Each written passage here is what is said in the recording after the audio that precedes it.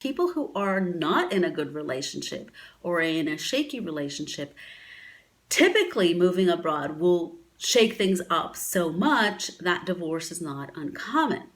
So whenever a solo person is like, the grass is always greener, and then looking at couples and how happy they are, we're seeing things from the outside. I can tell you that I see behind the curtains with my clients.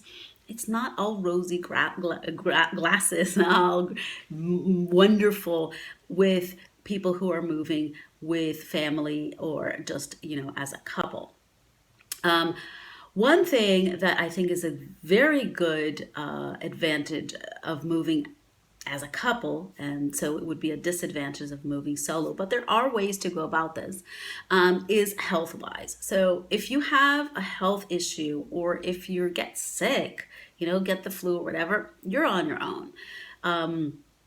Meaning you have to do it all yourself. You can't rely on anyone to help you with the logistics of getting sick or finding a doctor or all that, and that can be very scary for some people.